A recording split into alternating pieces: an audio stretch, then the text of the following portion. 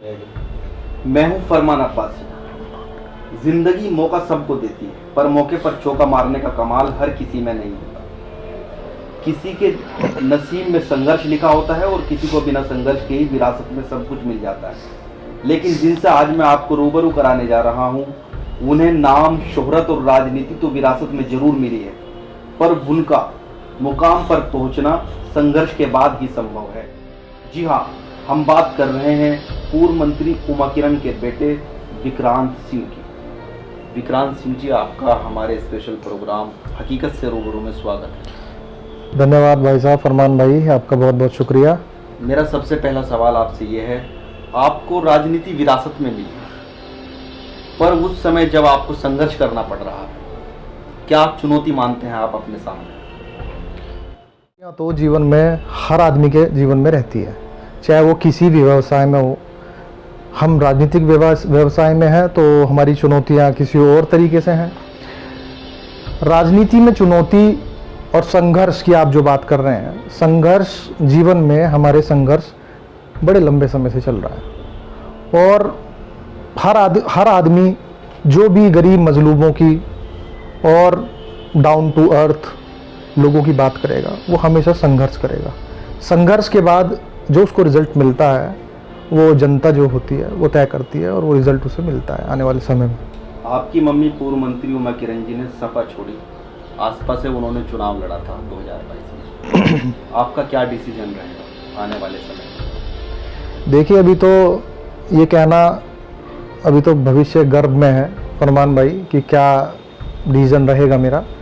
लेकिन इसका मैं आपको रीज़न बताता हूँ कि भाई आसपा या मंत्री जी चुनाव लड़ी हैं, उसका यही कारण था कि हमने अपने 20 साल इस समाजवादी पार्टी को निष्ठावान होकर दिए। 20 साल में हमें समाजवादी पार्टी ने बहुत सम्मान भी दिया, ऐसा नहीं है कि हम कह दें कि भाई हमें सम्मान नहीं दिया, सम्मान भी दिया। लेकिन जब हमारा पीक था, जब पूरे दिन रात लग के और समाजवादी पार्टी को हमने चरथावल भी लड़े, हम पुरकाजी विधानसभा में हमने दिन रात होके मेहनत करके और समाजवादी पार्टी को हमने खड़ा करा। चुनाव जब 2017 का आया तो हमने गठबंधन धर्म निभाया। जो धर्म हमने निभाया उसमें हमने दीपक जी को, मंत्री जी को हमने चुनाव लड़ाया। कारणवश वो नहीं जीत पाए, वो बहुत कारण है उस चीज़ के, अब सारे कारण तो मैं नहीं बता पाऊँगा आपको। लेकिन उसके बाद 2022 में भी हमें आशा थी कि हमें चुनाव लड़ाया जाएगा, लेकिन शायद हमारी वहाँ समाजवादी पार्टी में कोई ज़रूरत नहीं थी, तो उसी की प्रतिक्रिया थी कि भाई हमारी माताजी चुनाव लड़ी। लेकिन आपको सब लोगों को पता है वो चुनाव कैसा था और किस परिस्थिति में लड़ा गया। अच्छा, पुरकाजी विधानसभा आपका राजनीतिक क्षेत्र माना जाता है। पुरकाजी में जहीर फारूकी चेयरमैन बने, उन पर मौजूदा विधायक जो पुरकाजी के हैं, उन्होंने आरोप लगाया कि वो फर्जी वोटिंग से जीता है। इस पर आपका क्या मानना है? देखिए, जब आदमी हार जाता है तो वो अनेकों बहाने खोजता है। उसी का एक बहाना है जो आप मुझे बता रहे हैं। सच बात तो ये है कि वहाँ विकास की जीत हुई है। जहीर फारूकी साहब जो हैं, उन्होंने वहाँ पर पुरकाजी नगर में वो प्रथम आदमी हैं वहाँ के, आज भी हैं, पिछली बार भी प्रथम आदमी थे वो। उन्होंने वहाँ पे इतना विकास कराया है, वहाँ विकास की जीत हुई है। और रही फर्जी वोटों की बात, ये तो सब कहने की बात है। आदमी अपने कार्यों से जीता जाता है और जनता ने उन्हें जिता के भेजा है। और मैं, जो लोग ये सवाल उठा रहे हैं फर्जी वोटों का, मैं उनसे कहना चाहता हूँ कि अरे, जनता का निर्णय है, जनता का निर्णय को स्वीकार करिए। जो आदमी जीत गया उसको भी बधाई, जो वहाँ पर चुनाव लड़े सभी। मैं ये नहीं कहता कि भाई कोई चुनाव अच्छा नहीं लड़ा होगा, शायद भाई भी चुनाव अच्छे लड़े वहाँ पे भूषण जी भी, खुल्लर जी भी चुनाव अच्छा लड़े, और अन्य जितने भी लोग थे सब अच्छा चुनाव लड़े वहाँ पे। लेकिन जीत तो एक ही होगी ना। तो जनता ने तय करा था जहीर फारूकी को चुनाव जिताएंगे, वो जिता के उन्होंने अपना दिखा दिया। आप युवा हो, लॉयर भी हो, राजनीति में अब आप एक्टिव रहेंगे या मम्मी ही चुनाव लड़ेंगे? देखिए, एक्टिव और पैसिव की बात तो अलग है। हमारा राजनीति जो है ये पेशा नहीं है। ये हमारा राजनीति धर्म है। हमें लोगों की मदद करना और जो गरीब लोग हैं उनकी आवाज़ बनना हम लोगों को अच्छा लगता है, और उनकी मदद जब हम करते हैं तो हमें उसमें तसल्ली होती है। हमारा कोई व्यवसाय नहीं है राजनीति, हमें अच्छा लगता है लोगों की मदद करना। लोगों को कोई भी अगर हमसे काम पड़े, अगर हमारे लायक कोई काम है, हम लोग चाहते हैं कि उनका काम हो। और जनता को ये पता है, पुरकाजी विधानसभा की या फिर मुजफ्फरनगर में जो भी लोग मेरे पास कभी आए हैं, कि उनको पता है कि विक्रांत के यहाँ पे तो 24 घंटे दरवाजे खुले रहते हैं और काम करता हूँ, काम करके दिखाता हूँ। भाई ये देखो, मैं कभी भी सोशल मीडिया पे एक्टिव नहीं रहता। वो कारण ये है कि मुझे समय ही नहीं मिलता, मुझे काम इतना लोगों को करवाता हूँ मैं। और अगर किसी को ये है कि मैं काम नहीं करवाता, तो आप आइए एक दिन और आप देखिए यहाँ पे उतनी ही भीड़ होती है जितनी किसी विधायक क्या होती है। जी। तो आप ही चुनाव लड़ेंगे, किस पार्टी से चुनाव लड़ेंगे अगर आपको मौका मिले? ये गर्व में है बात, आपको मैंने भी बताई है ये वाली बात, ये सब गर्व में अभी भविष्य के गर्व में है। और पार्टी तो हमारी विचारधारा, बाबा साहब अम्बेडकर जी, ज्योतिबा फूले जी, इनकी विचारधारा के हम लोग हैं। हमारे पिताजी भी इसी विचारधारा के हैं और हमारे पूरा घर इसी विचारधारा के हैं। हम भाईचारे की बात करते हैं, भाईचारे हिंदू मुस्लिम की एकता की हम बात करते हैं।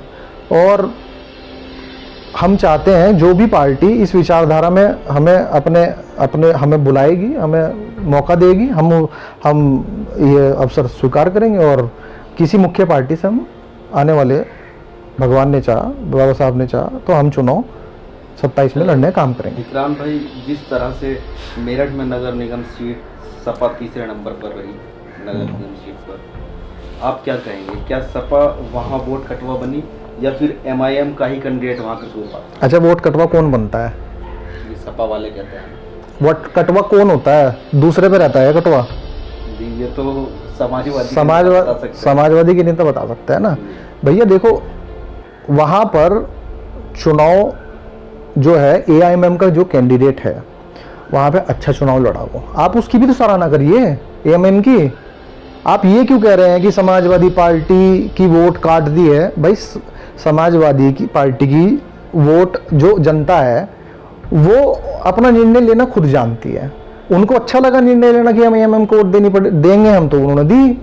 ये तो आप समाजवादी पार्टी की विफलता देखिए कि वो वहां पर चुनाव लड़े और जब तीसरे नंबर पर रहे। और मैं तो आश्चर्य मानता हूं कि AIMM का कैंडिडेट पहली बार लड़ा और इतना अच्छा लड़ा। मतलब ठीक है, अच्छा लड़ा वो चुनाव। अच्छा, अखिलेश यादव का दौरा मेरठ और सहारनपुर में ही रहा, जबकि वहाँ मुस्लिम दूसरी पार्टी से चुनाव लड़े जो दूसरे नंबर पर रहे और भाजपा की जीती। इस पर क्या कहना है? इस पर तो ये कहना है मेरा कि आप ये देखिए, सहारनपुर में इमरान मसूद साहब चुनाव लड़े और बहुत अच्छा चुनाव लड़के, बहुत ही नज़दीक ही मामला था उनका, और वो कारणवश चुनाव हार गए। वहाँ पर समाज, और आप बात करेंगे अगर मेरठ की, मेरठ में मुस्लिम कैंडिडेट जो था वो चुनाव लड़के अच्छी वोट पा गया। अखिलेश यादव जी ने इन दोनों ही जगह पे क्यों रैली करी? ज़्यादातर मेयर के चुनाव की बात कर रहा हूँ मैं, क्योंकि वहाँ बसपा मजबूत थी। पिछली बार आप देखिए मेयर का चुनाव, मेयर जो थे बसपा के थे मेरठ में, और यहाँ इमरान मसूद साहब अच्छा चुनाव लड़े हैं। तो जहाँ जहाँ बसपा मजबूत थी वहाँ इन्होंने बसपा को हराने का काम करा। और मैं किसी पार्टी की बात नहीं कर रहा हूँ। जब विचारधारा एक है, जब विचारधारा दोनों पार्टियों की एक है, हिंदू मुस्लिम की एकता की बात करते हैं, गरीब मजलूम पिछड़ों की अगर ये बात करते हैं, तो जब इमरान मसूद साहब वहाँ चुनाव जीत रहे थे तो जाके वोट कटवाने का काम किसने करा? आप मुझे बताइए। ये तो सवाल आप पे ही है। अब मेरा में एक महत्वपूर्ण सवाल, सबसे महत्वपूर्ण सवाल ये है कि मुलायम सिंह यादव और अखिलेश यादव में आप क्या फ़र्क मानते हैं? देखिए नेताजी, देखो हम उस पार्टी में नहीं है, समाजवादी पार्टी में, लेकिन हम नेताजी का आज भी सम्मान करते हैं। जितना उन्होंने हमें बढ़ाना चाहा उन्होंने बढ़ाया, उन्होंने हमारा सम्मान बहुत रखा।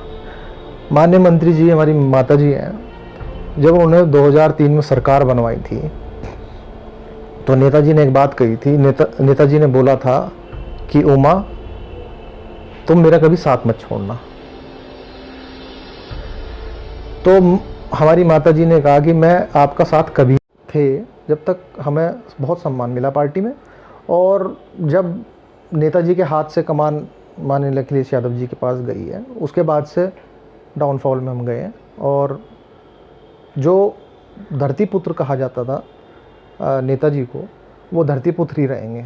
उनका सम्मान आज भी है, कल भी था और कल भी रहेगा। और अखिलेश जी की बात अगर आपका बात करूं तो चुनाव धरती पे आके लड़ा जाता है, ग्राउंड पे, ज़ीरो ग्राउंड पे लड़ा जाता है।